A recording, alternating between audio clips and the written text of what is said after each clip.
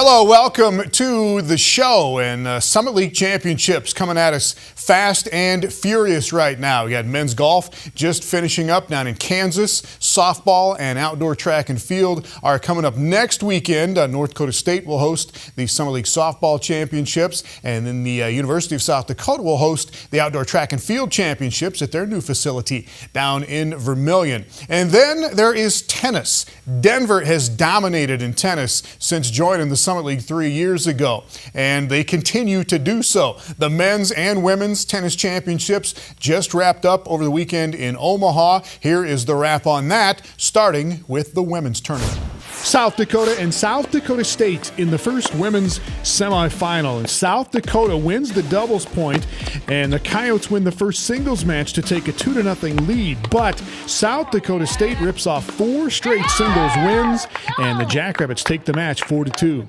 Overall, I thought it was a great match. I got to give USD a lot of credit. They got us in a similar type match earlier in the season, and for our girls to bounce back, especially at after losing the doubles point and to come together the way they did. I'm so proud of our seniors. Our seniors were great. We had a lot of 3-set battles, a lot of tight matches. I think their senior leadership really sort of broke through, and I think that was the difference. Our seniors really stepped up, and USC is a young team, so they're going to be around for a while. But I think the difference was their seniors, and I couldn't be more proud of our girls. So the Jacks onto the semis to face either Denver or Oral Roberts. Denver did not leave much doubt in this match. Julia O'Loughlin with a 6-2, 6-1 win in the number 1 singles match. The Pioneers win at number 2 and at number 6 singles as well. They were leading the other singles matches. Denver gets the doubles point, and the Pioneers roll to a 4-0 sweep in the semis. Put in a ton of time. We got here on Wednesday, so we've been out here practicing, getting ready. So the work has been, it's been put in over the past 9 months or however long it's been. So we knew that we were ready to go in terms of the hours, and it was about just enjoying this experience. We talked about that last night, and coming out and just having some fun, playing loose, and I thought we did a good job of that today. So Denver and South Dakota State up against each other for the second straight season in the Women's Championship. Charlotte Derbyshire and Gracia Mboko with a 6-4 win in the number 3 doubles match. Pioneers secure that doubles point, and they move on to the singles finals. And there it is O'Loughlin with a 6-1, 6-love win in the number 1 spot. They win the number 2 spot as well. And then Marissa Barnhill with the other Denver win in the 6 singles spot. The Pioneers were leading the other 3 singles matches as well. They dominate. That's what they do. And it's another Summit League championship for the Denver women. Similar to yesterday when I answered the question, it's, all the hard work has been put in, but for us to really just enjoy this moment. This is our 3rd year playing in the Summit League, have 2 titles under our belt, so we kind of have had that experience for today in the previous years. But our girls did a great job, with great energy in the warm-up, so it was a great start heading into the doubles and then to finish it off with the win. We absolutely knew we were capable of doing it, but it's never easy coming into this tournament. Tough teams. The Summit League in general has gotten so much deeper and better. So congratulations to Denver, and as Coach mentioned, their 2 seniors will be gone, but some very good players will be back again for Denver as they try to repeat again. Thursday night before the tennis championships, Denver's Julia O'Loughlin was named the Summit League Player of the Year, and she is a sophomore who had a very interesting upbringing before her days at Denver. Here is Marissa Belzer with more. Julia O'Loughlin is a winner. I remember last year we played a match against Fresno State. She was in a very tight situation, a 3rd set tiebreaker, and I had an audience member come up to me, tap me on the shoulder, and ask me if she was going to pull it off. And I remember without hesitation, I turned to him and I said, "She's got this." The gentleman asked me, "How do you know?" And I said, "She's a winner. She's an absolute winner." Winning is something Julia became quite familiar with at a young age. So much so, she was invited to attend and train at the United States Tennis Association's Academy in Florida. I was homeschooled from 5th grade on. I did online school for tennis and trained at that academy for a good chunk of my junior career before I came to college up until I was about 15 years old. Tennis was practically all Julia knew growing up until it wasn't. So basically there were some conflicts with the academy and I just didn't feel comfortable there anymore.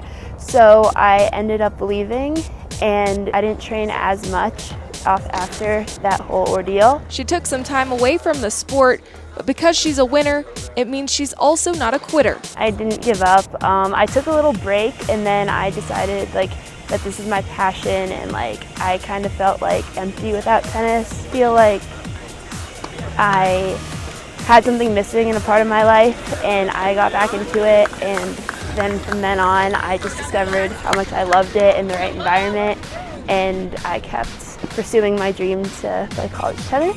Enter the University of Denver. Before moving to Florida to train, Julia started her career playing on courts in Denver, not far from the Stapleton Tennis Pavilion.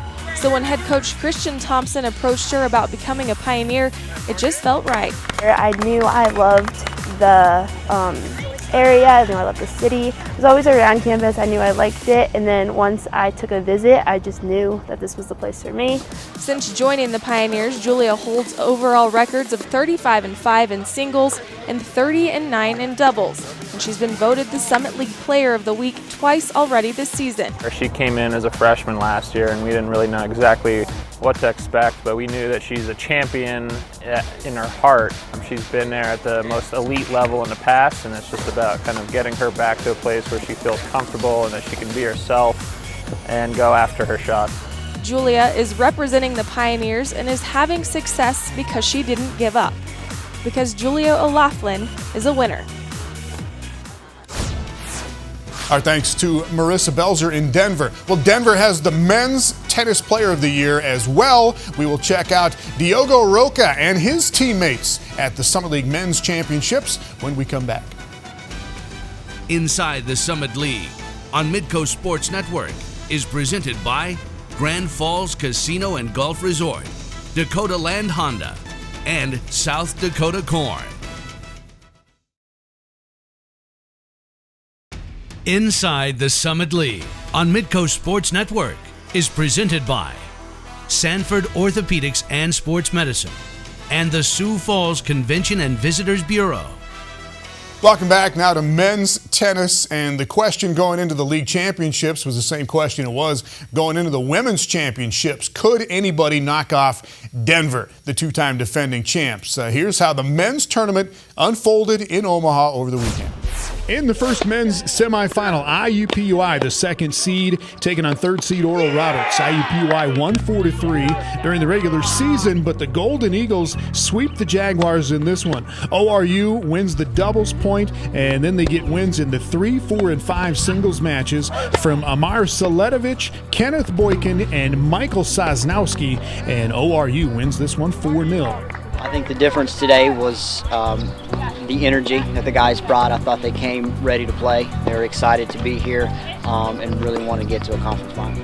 In the other semifinal, top seed and two-time defending champion Denver up against Omaha. Yannick James and Jesse Ruder-Hook with a 6-3 win in the number 2 doubles match. And the Pioneers earn the doubles point, and then Denver with wins in the 1, 3, and 5 singles matches, and they earn a 4-0 win over Omaha. I thought the doubles point was key. That gave us a little bit of momentum going through the singles. And then, in the singles we were able to step up and win a few first sets pretty fast, and I thought that was the main difference. So overall, I thought we played a pretty clean match. So the Pioneers on to the championship for the third year in a row. Oral Roberts in the final for the first time since 2010. ORU with an upset in the number 1 doubles match. Jan Pennick and Kenneth Boykin with a victory over Henry Craig and Alex Gasson 6-3. But Denver comes back in the number 2 double spot, a 7-5 win for Yannick James and Jesse Ruder-Hook. Diogo Roca and Zach Fryer with a win in the number 3 spot, so Denver earns the doubles point. And then Denver with singles wins from Roca at number 2, David Fox in the number 4 spot, and Alex Gasson in the number 5 singles. And the Pioneers win it 4-0 and claim their 3rd straight Summit League championship. I told them, I said, listen, this is just another match, but you got to be very, very focused from the beginning. Before you step out to that white line, you know that you're ready to play, and you cannot take any points off, and you cannot play any soft points, and they did a great job. Well, the Denver men have not lost a Summit League match in the last 3 years now. The Pioneers are 22-0 in that stretch, and they are on now to another NCAA tournament in men's tennis. Well, congratulations this week to the All-Summit League men's golf team. And here are the first teamers. They are led by a pair from IUPUI. Rylan Porter led the league this year with a 73.4 stroke average in 29 rounds. Teammate Austin Winings was right behind him at 73.5. Cody Burrows is just a freshman at Oral Roberts, but he had 4 top 10 finishes this season for the Golden Eagles. Grant Smith is a 6'7" kid. He's a junior who was an All-Summit League second team selection last year, moves up to the first team this year. Jordan Reichel is a junior at the University of South Dakota. He shot a couple of 66s in competition this year. Those are the lowest rounds of the season for any Summit League player. All of these guys are just finishing up their third and final rounds at the Summit League Championships that are being played at the Sand Creek Station Course down in Newton, Kansas. South Dakota State has the lead through 2 rounds, and they are up by 18 shots on Omaha. Chris Court of Denver has the individual lead through 2 rounds. He is 1 under par, and that is 1 shot ahead of Philippe Strobach of South Dakota State, who shot a 3 under 69 in the second round of the tournament. And again, they are finishing up the men's championships as we speak. Well, up next, back-to-back home runs are very cool. Back-to-back-to-back home runs, that's incredible. And South Dakota State did one better than that over the weekend in Fort Wayne, a tetrad of round trippers in one unbelievable inning for the Jackrabbits when we come back. Inside the Summit League on Midco Sports Network is presented by Grand Falls Casino and Golf Resort, Dakota Land Honda, and South Dakota Corn. Inside the Summit League on Midco Sports Network is presented by Sanford Orthopedics and Sports Medicine and the Sioux Falls Convention and Visitors Bureau. Welcome back to Inside the Summit League, and now to softball and what has to be the most amazing inning of the season so far in the Summit League. It was South Dakota State at IPFW on Saturday. It's the top of the 4th inning, and it starts off very pedestrian. Ali Herdliska singles with 1 out, goes to second on a wild pitch. Devin Larson comes up and walks, and then it gets a little weird and wild. Lauren Churnside comes up, cranks 1 out to right center field. First home run of the inning. That is her 7th of the season for Churnside. Next batter up is Abby Murphy. And that is up, and that is gone to almost the same spot on the field, so back-to-back jacks for the Jackrabbits. Next batter stepping in is the catcher, Jordan Sturgeon. And she turns and takes 1 out down the left field line. So that is back-to-back-to-back home runs for the Jackrabbits. And the Division I record for consecutive home runs in an inning is 4. And South Dakota State is now in that record book. IPFW would change pitchers. The next batter is a pinch hitter for the Jackrabbits. Danielle Steffo hits 1 out to dead center field. It's just her 4th of the season, and it's the first home run that she has hit this year in Summit League play, but that is 4 straight for the Jackrabbits. South Dakota State now just the 5th Division I team to hit 4 consecutive home runs, so the Jacks are in the record book for that. And on a side note, the Jacks are one of 2 Summit League teams, North Dakota State is the other one, that are in the record book for giving up 5 home runs in an inning. So South Dakota State's got it coming and going as far as the record book goes on that. Creighton did that to both the Jackrabbits and the Bison a couple of years ago. Anyway, the Jackrabbits score 11 runs in the inning on 9 hits and a couple of walks. Lauren Churnside came up again in the inning, followed up that home run she had to lead the whole thing off with a double and another run batted in for Churnside, and she is the player of the week for the first time in her college career. Churnside had a grand slam in the second game of that doubleheader against Fort Wayne right after the Jackrabbits hit 4 straight. South Dakota State sweeps that 3-game set against IPFW, and Churnside with 8 runs batted in and 6 runs scored for her week. North Dakota State, meanwhile, is still unbeaten in Summit League play, and Jacqueline Surtick is the pitcher of the week for the 5th time already this season.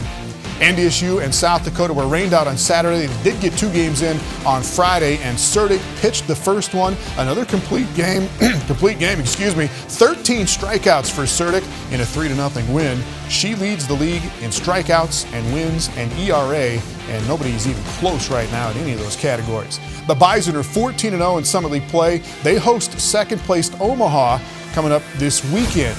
When we come back, baseball. Got some great highlights from the Western Illinois series at South Dakota State, including this great grab by the Leathernecks, and that's coming up next. Inside the Summit League on Midco Sports Network is presented by Grand Falls Casino and Golf Resort, Dakota Land Honda, and South Dakota Corn.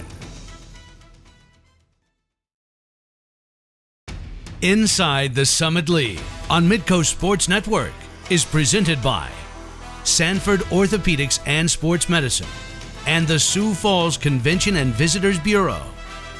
Welcome back now to baseball, and a good win and a very good weekend for North Dakota State as the Bison try to work their way up into the top 4 in the league as we get into the last third of the regular season. Logan Bush was just getting his week started. He goes 5 for 10 in 3 games against Oral Roberts, and North Dakota State gets his first ever series win against ORU.